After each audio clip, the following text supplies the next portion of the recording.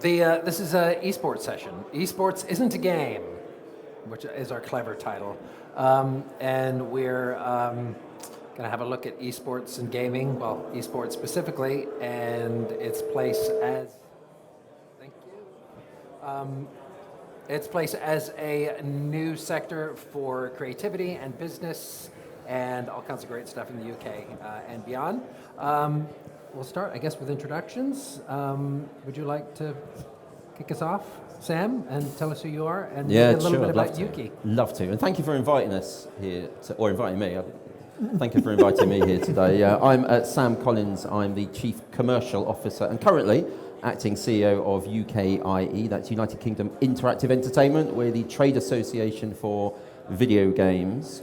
And within our membership, we have all the leading publishers, developers, service companies, education institutions, specifically within esports, pro teams, the people that own the games and organise the events. So a broad range of things video games, but also looking after AI, virtual reality, and thankfully, esports. That's me. Thank you, and thank you for inviting Sam as well. My name is Paul Kent. I am a Senior Director of Operations for Esports Engine, and we deliver some of the world's biggest esports programs. So we deliver Halo, Call of Duty, Apex, what was previously called FIFA, and many other titles in between, and I look after that delivery from start to finish. Working with Paul, Esports Engine, I'm Martin Wyatt. I look after client services. Amazing. Great. Well, I guess to kick off, it would be great to sort of hear what is the, where is esports now in the UK? What is the,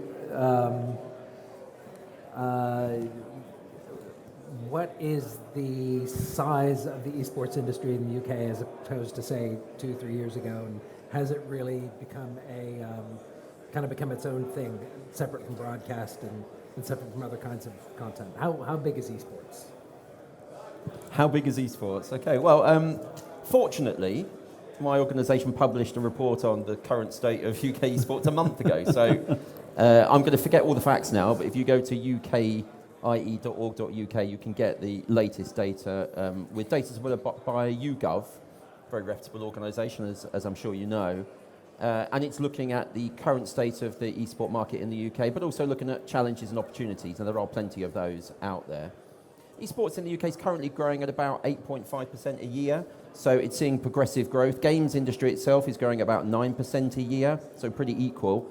How many other sectors in the UK are currently growing? You'll be counting on probably one, maybe just about two hands. So games is going places, it's still expanding.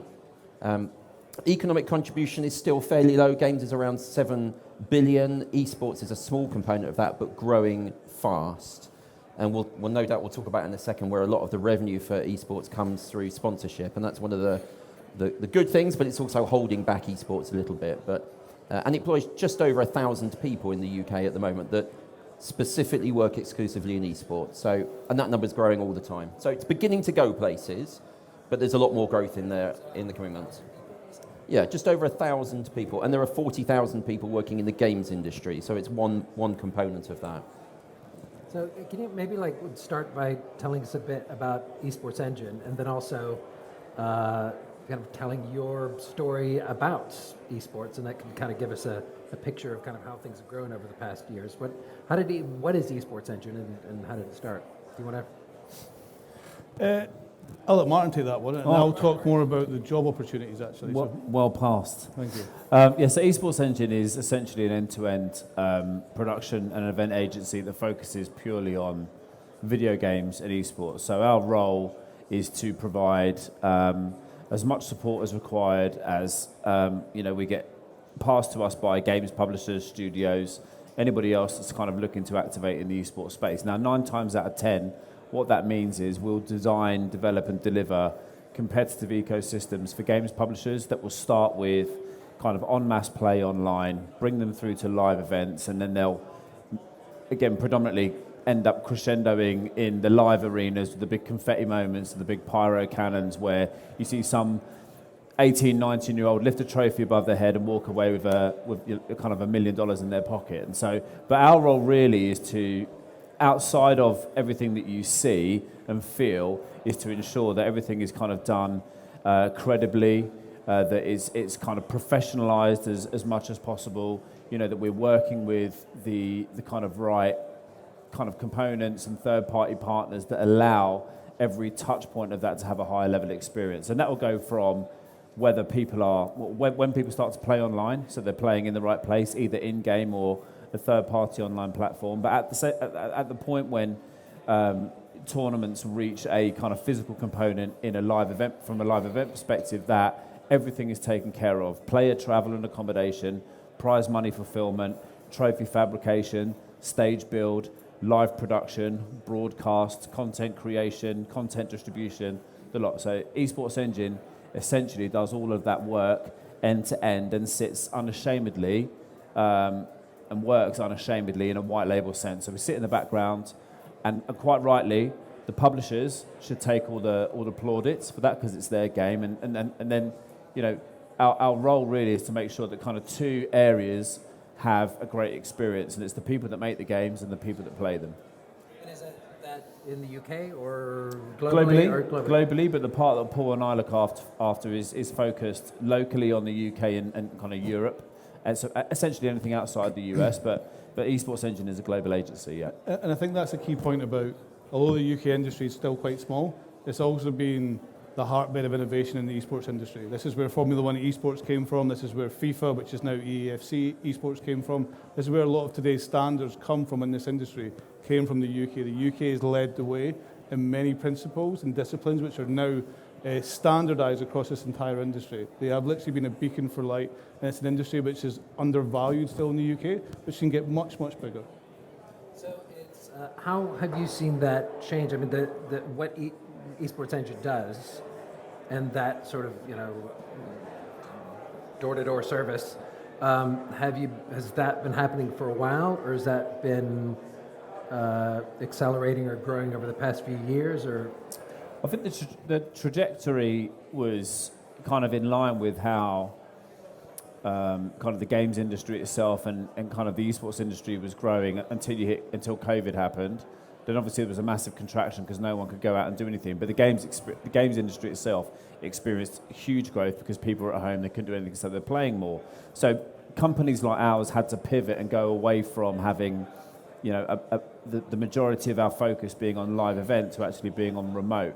And so teams like the ones that Paul operates had to very, very quickly innovate and say, well, how do we take what is a huge appetite for people in their tens of thousands to attend these massive live events, but still create something for them to experience online to kind of keep the interest there, because loads of people were playing. In fact, more and more people were playing, but you still kind of needed to, I suppose, satisfy the appetite they have for competitive play. But once we came out of COVID, that the ability for kind of live events to start to happen again and kind of build up is essentially where you're seeing a trajectory of growth that is incredibly steep.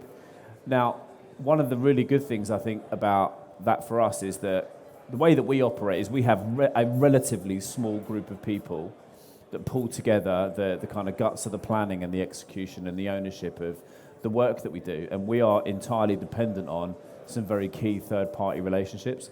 And those third-party relationships might go back 10, 15 years. And so what's quite interesting is that the relationships we have with lighting companies, with kind of production facilities companies, with network organizations, they've kind of had to adapt along with us. And very, very, I think very quickly, they learned that, they have to be as innovative as we are. They have to kind of move as quickly at the pace that our industry moves. And we've been able to kind of, I think, bring some of those guys along the journey with us.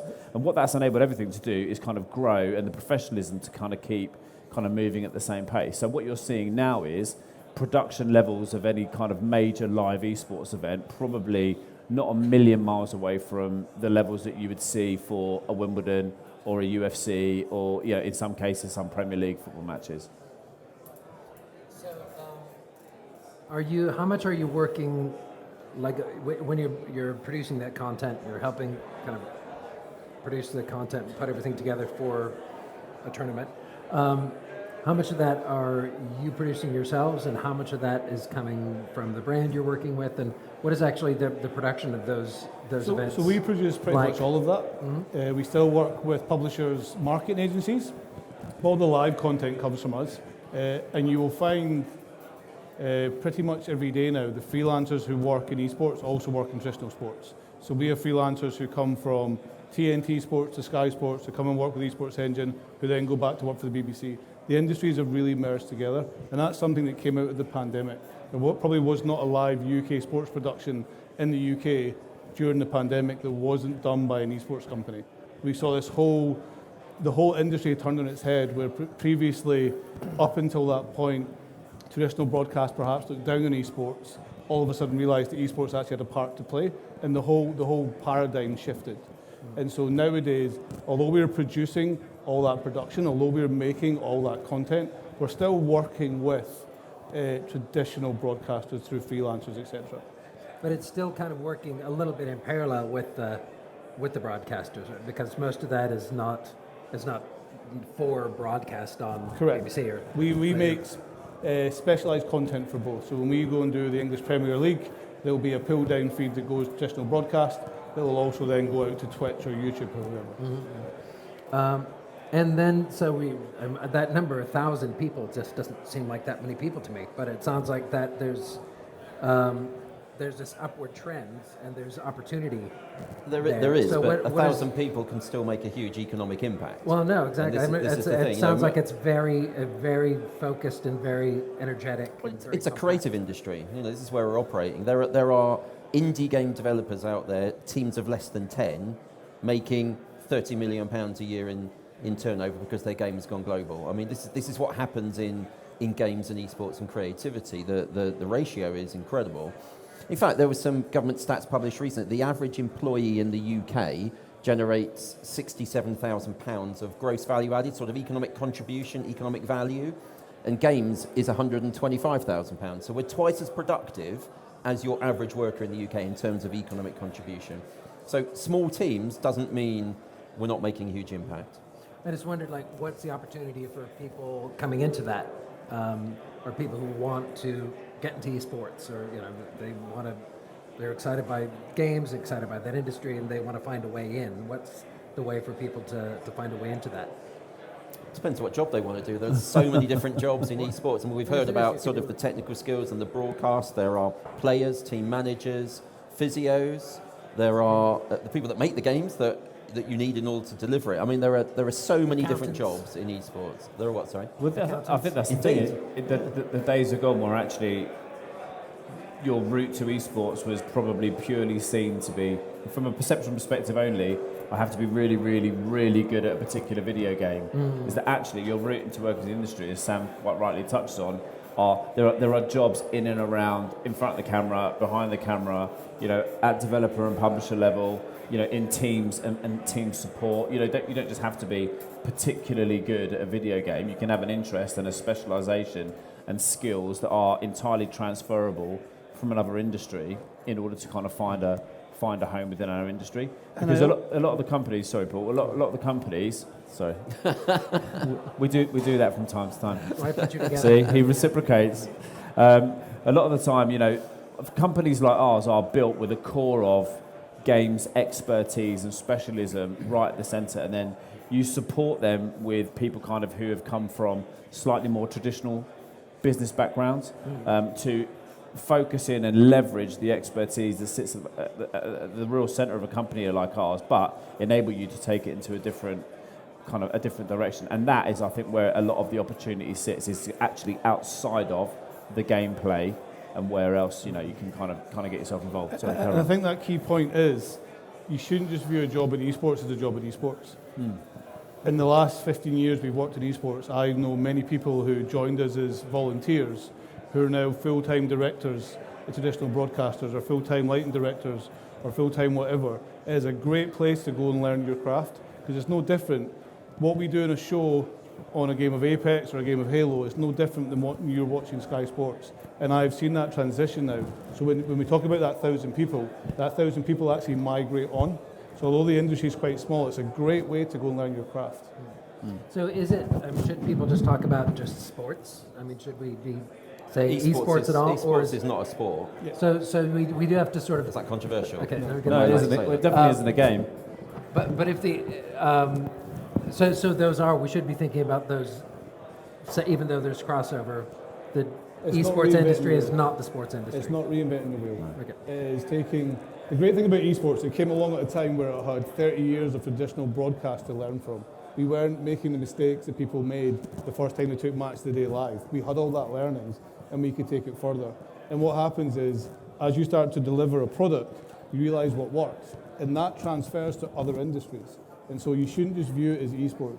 You should view it as telling stories. You should view, actually, in my opinion, esports is what I would call competitive entertainment, which is what we see UFC as, what we see boxing as, what we see football as. That's why we have all the wraparounds around those shows. It's not just about turning the cameras on when the ball kicks off or the Rugby World Cup final starts. It's about everything around it. And you learn those same skills in esports. They transfer. We also will have the opportunity, or you have the opportunity, to ask our panelists questions. So if you do have questions, we can start now if you want. I was going to wait, but as long as you've got one, let's go. And also, do speak into the mic because we're having difficulty hearing up here. So, and introduce yourself too. Hello, this is Erhan. I'm working in Miller, a tripods company, manufacturing company. I'm quite interested in esport. I'm a fan of playing games in the last 20 years, different types, and I was mainly interested in watching live events. Back even 10 years ago in the US, even in Europe, many events, live shows. It was very, excited times, I think. But after you mentioned, after COVID, I think those live events a little bit decline and more online, shows or events are. I wonder now with the new technology focusing on more on maybe virtual reality or e-glasses. I think the technology is working towards people sitting at home and trying to play at home. But I'm a fan of live shows, which is more exciting. Which side do you think this e-sport genre will go? Is it going to be to live events and sort of stuff, or more individual people playing at home single-handedly with trying to interact with people with their glasses, virtual reality? I wonder, what do you feel like it's going to go? Thank you. I think for the short to medium term, it's going to be live events. Live events have come back with a bang. The last year we did, how many around the world? 15. Yeah. Where we're going with VR, AR, etc., that's definitely coming. However, it's still limited by physical bandwidth. The point of your mass market doesn't quite have the bandwidth to do full VR production yet. And it probably will not for another 4 or 5 years. That's just the bottom line. Yes, we're installing fibre everywhere around the world. Yes, the UK in particular is far behind. But I think it's scheduled somewhere around about 2028 when 80% of the UK will have a 1 gig. So we're still quite far behind actually having the capability bandwidth. If you base it on 4K, that in reality requires 50 megasecond for true class 4K, never mind VR.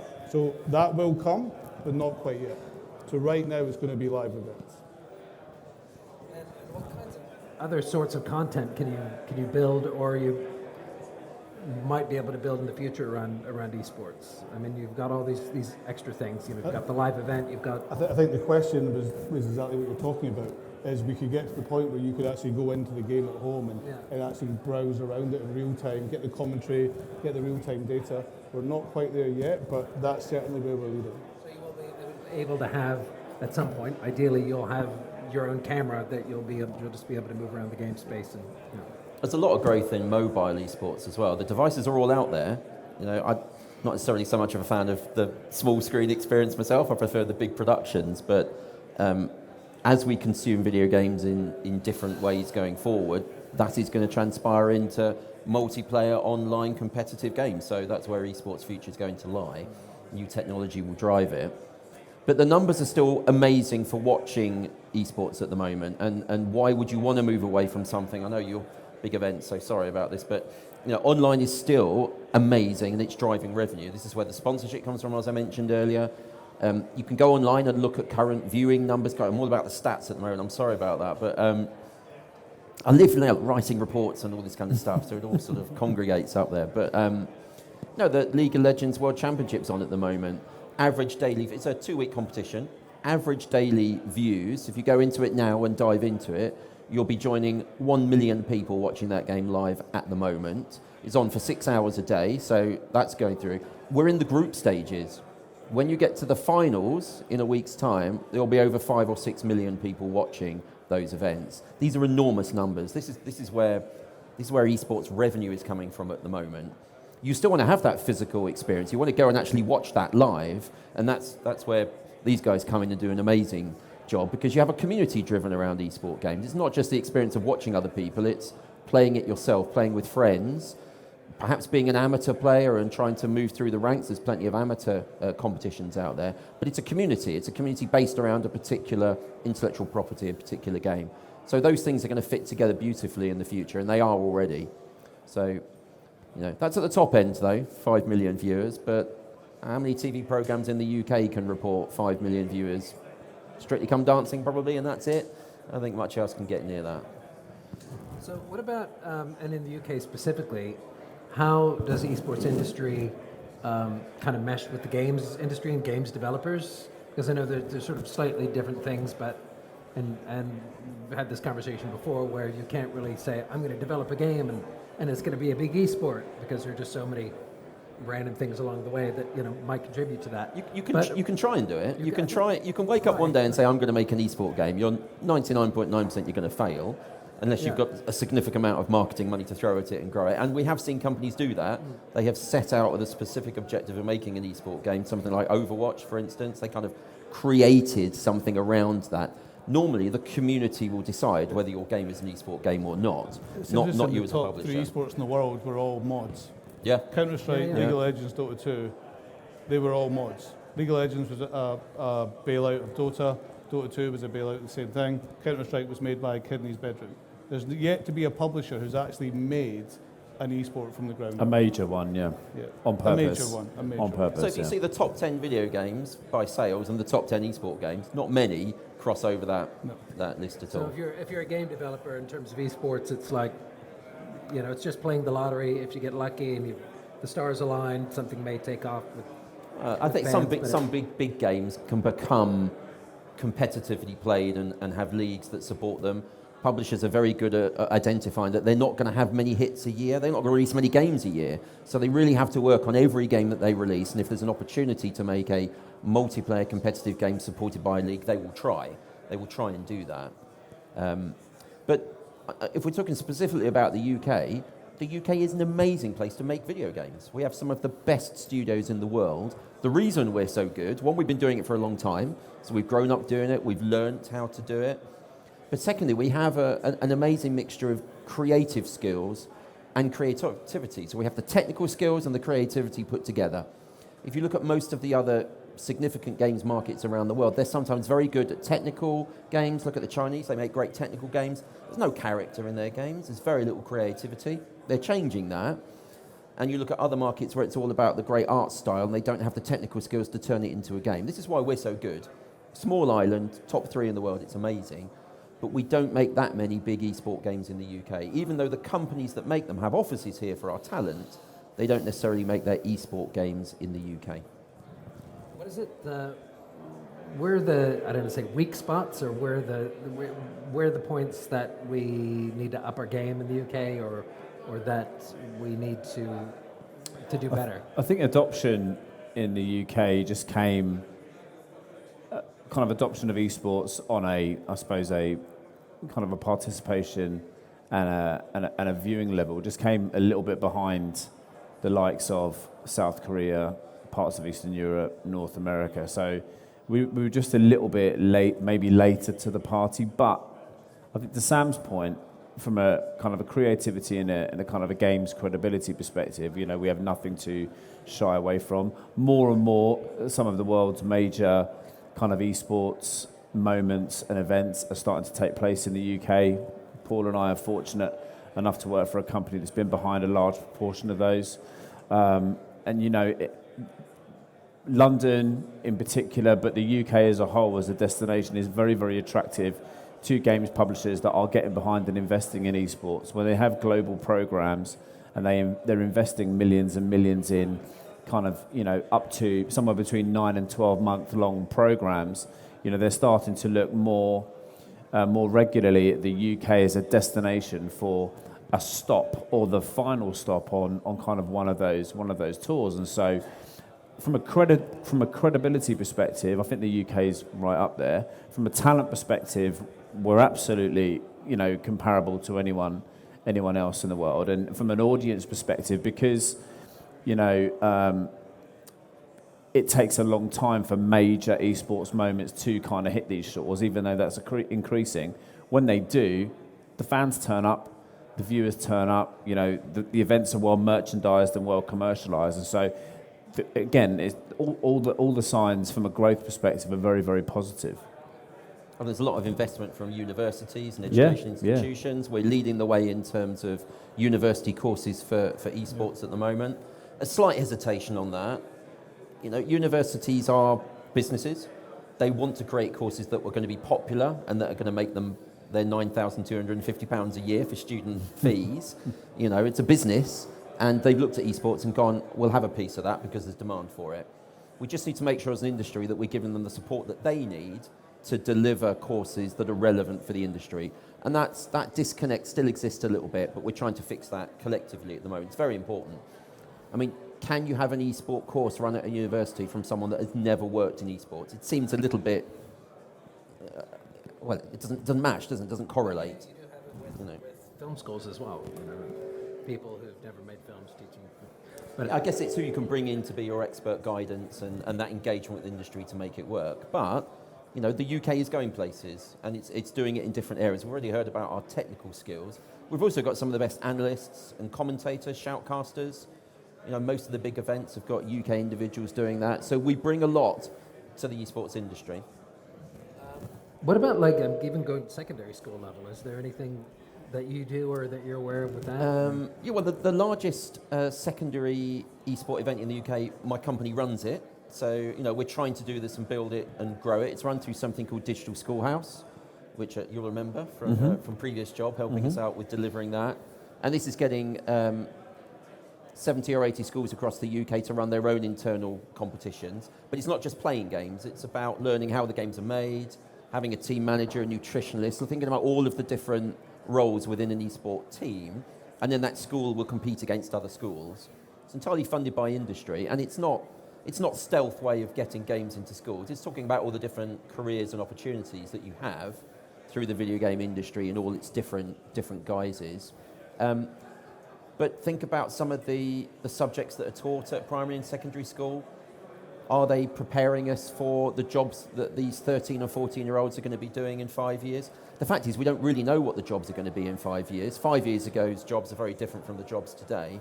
I'm not sure education is quite keeping up with what we need as a digital sector.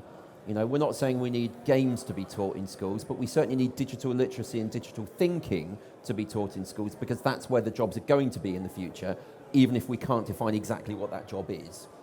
So, we're lobbying quite hard at the moment for government to create digital GCSEs. Let's look at some of those skills and some of those things that you need to try and teach people at a slightly younger age. Another question, I guess, around, I am editorial director at The Flint. I don't know if I introduced myself at the beginning of the session. And we do sustainability. We cover sustainability from script to distribution across all genres and sectors. So games, film, TV, everything. I wondered, esports and gaming generally has a lot of influence and a lot of eyeballs, and then you have those giant events. What should esports be thinking about in terms of sustainability, especially since it's still relatively at the beginning of what could be a long century of esports? What kind of things do people need to be thinking on? Making those big events sustainable, making the workflow sustainable, thinking about how esports is going to help us get through the next century. Well, I suppose some of the stuff we do is make sure that the kit we use, the stages we build, some of the material elements of kind of how we put shows together aren't just kind of one and done.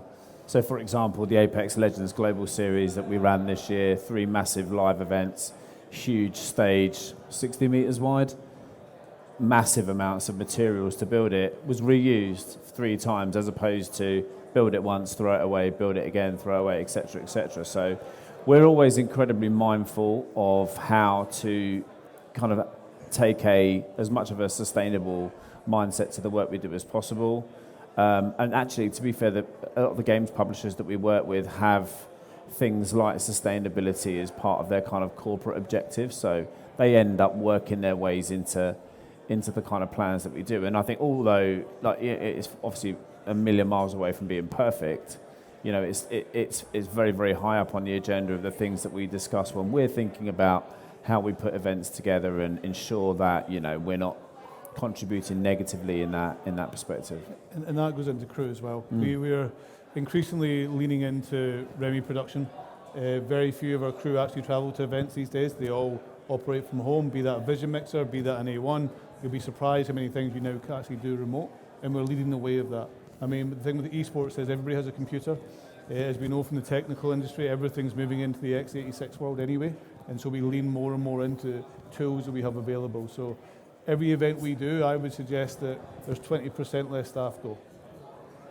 Yeah, it's an ongoing process, and nobody does it well. You know, if we all did it well, we wouldn't be where we are now. So. But technology continues to play a major part of that. So as that develops, and you know, teams like Paul's start to innovate on how we put programs together, like I say, with sustainability kind of very high up on the agenda of kind of how we, you know, as part of our planning, you know, technology plays such a major part in that, because as it develops and that enables us to kind of, you know, contribute more in a sustainable way, you know, we'll always take those opportunities.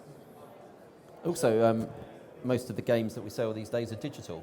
90% of the games that are sold around the world are digital. So there's no packaging, there's no plastic, there's no discs, there's none of this content anymore. So we've certainly made, through perhaps market forces and through opportunity, moving digital is definitely making a difference. There's a fabulous initiative called Playing for the Planet, which is run by the United Nations. And Ukie's a partner of that. We administer that program with them.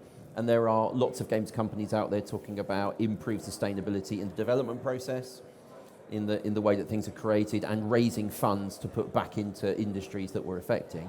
The big unknown, though, is, and it's the same for film and TV, streaming has an economic cost. You know, and we don't know how dirty it is rather than green. I think we just need to work that out. We need to try and understand what the impact is of that, because a lot of video games involve downloads to devices and then playing those games online. So I think there's a little bit of hidden stuff there that we need to get to grips with. Well, and the things like getting updates. Are you getting an update every time something is, you know? So. Remember, the internet crashed during lockdown because one publisher was doing an update of their game, a very large update, and with the 25 million people that have that game and those devices in the UK, nothing worked for a whole day. It's their fault. You know? Well done, the games industry. And then another sort of sustainability adjacent question is esports and women. And, you know, it's brand new content stream, esports, it's cutting edge. And we're still, you know, with this, I don't know what the percentage is. You can probably tell me what. Oh, I know lots of stats about this. Yeah, would you like to hear some stats? What percentage of women are working in esports? So there's a couple of things to sort of parallel off here. If you think about the people that play games, for instance, it's 50-50 between men and women. When you add in console, PC, mobile and browser games, when you add all of those different types of games, it's 50-50. So surely 50% of the games industry should be women that are making those games, and it's 70-30 in favour of men. So there's clearly some work to be done there to try and get equality in that. We don't just think of male and female diversity, though, within the games industry. It's very much about all of the other forms of diversity, sexual orientation, disability. The games industry hugely over-indexes in people from different sexes and people with mental and physical disabilities working in the games industry. Over-indexes compared to pretty much any other sector. And it's important to us to retain those people and develop strategies to support companies to do that. Esports is slightly different in that if you look at the players of esports, it's 82% men. That's much lower than I would have thought. Is it? Yes. Oh, well. I'm pleased I've come up with the stat you like. That's good. 82%, that's a lot. So, should actually the people that make the game reflect the audience that's playing it? We wouldn't accept that. We clearly need to get more people into all forms of game playing in person and also creating those games. There are plenty of initiatives going on at the moment. People like Women in Games have a specific esport function, which is brilliant. The university leagues, the Neal and NSE run women-only esport leagues. These are things that are really changing the dynamic in the playing space. And in the broader games industry, there's an initiative called Raise the Game, where companies make a pledge, they make a commitment to change their recruitment strategies, the way they position themselves, and also to look at in-game characters. It's always quite disappointing if you're a woman and you buy a game and it's just got loads of men in it. You don't identify with it, you don't feel part of it. There's no women on the panel here. There should be at least one and two women on the lack of trying, on the panel. If you don't see people like you in the industry, you might not feel like you're welcome in it. But these things are all changing over time, but it is taking a long time. Is that enough facts for you? That's great. I love some facts. Questions from you guys?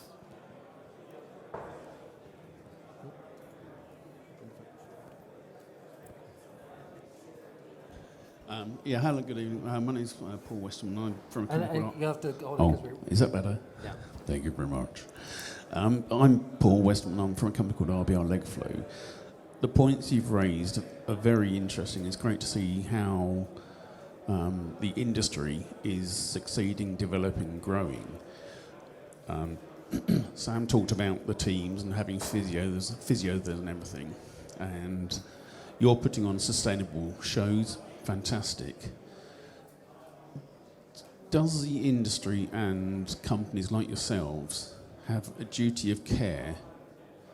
This is going to sound really I'm going to ruin your whole day. It's going to sound miserable, so I do apologise in advance. But basically, with on average 5 gamers in the UK dying every week of DVT, what can the industry as a whole throughout do to either raise awareness of that or do something about it? Because you're talking about sustainability. Well, that works also with the people playing the games. And if it becomes a problem where people aren't well, then the work that you're doing right now to succeed in esports and the games and the competitions, the online stuff, the AR stuff and everything going forward in the future, if you don't look after those who are your core people, are you doing everything you should be? Yeah, it's a really good question, and you've sent me one of those, and I use it. Thank you very much. The games industry is a growing industry. It's a fairly new industry, and at times it's a little bit behind where it should be in terms of its responsibility and the way it adopts policies. It's not an excuse that we're new. The industry's trying to catch up now to try and make sure that with the amount of people that we engage with, that we're doing things in a responsible way. And if you look across things like the Responsible Play campaign that's live at the moment, talking about parental controls and making sure that people who don't grow up with video games understand how to work with their youngsters so that they know how to play games and do it in a responsible way, taking regular breaks and intervals. People like Nintendo having their machines that after a period of time you're encouraged to take a break and walk around. Companies are thinking about it and are doing it responsibly. There is more to be done. I don't think it's necessarily a games issue, it's a social issue. There are plenty of things that people do where they sit still for hours, and frankly, we'd love them all to get up and walk around and do something else. There's a slight connection with games in that people think, and it's a sort of a backhanded compliment, games are really fun to play, and people like playing them for a period of time. And that's where this association comes from. I don't think it's a fair association, but as an industry, we need to be responsible and make sure that we're looking after people's general health and way-being. And it's not just with the people that we make games for, but also the people that are making the games. Are we acting responsibly internally as a sector? Are we running our events in an inclusive way? Are we making sure that people feel comfortable in all of the environments where you can play games? So the industry is working hard on it, but there's a lot more to be done, and thank you for raising it. And we've seen massive steps in the last 10 years. I remember 10 years ago, an esports event would run 15, 16 hours a day. You'd be back in the next day, do the same again, same again. We now make that no more than 7, 8 hours a day. We're constantly trying to make it shorter. That doesn't mean you're playing for 7, 8 hours a day. We encourage people to get up, walk about, healthy balance, healthy lifestyle, of course. I don't believe that anyone should give up school just to play computer games, and we actively encourage that. We actively bring breaks into it. We actively now, our players, for example, they have safe spaces, they have psychologists, they have nutritionists, they have all of that on hand. It's nowhere near enough yet, but we keep pushing it forward. We don't want to see people just play computer games all day. I'm well aware of it, RSI. I wasn't aware of the stat you just brought up there at 5%. That seems like a lot of people every year, more than it should ever be. And there's obviously a lot more to do. And I think also, like, we, as a business, we have some things we've started to introduce proactively we take very seriously. Safeguarding is one of those, but that goes just beyond making sure that young people are safe in the environments that we provide for them to compete. Everything that Paul's saying is right, introducing the right breaks, making sure that competitors of different age, if they need, or actually it's right to have a parent or a guardian with them, they have that sorts of things. So the kind of well-being of the competitors, again, is right at the top of everything that we do, especially when it comes into planning. So we will quite actively push back on some of our clients that want to have long broadcast days and long competition days if, you know, it satisfies a corporate goal of theirs, but essentially the cost of that is that a young person might be sat in a chair for 10 hours. You know, that's not good enough. They have to be able to kind of get up and walk around and take toilet breaks and eat and recuperate and think about things other than the fact that they're playing some games. So your question is a great one, and I think that, and as both of the guys are saying, albeit far from perfect, it's becoming more and more part of the conversation. I think that's all the time we have. Thank you very much, Cool. guys. Thank you. Thank you. Thank our guests. Cheers.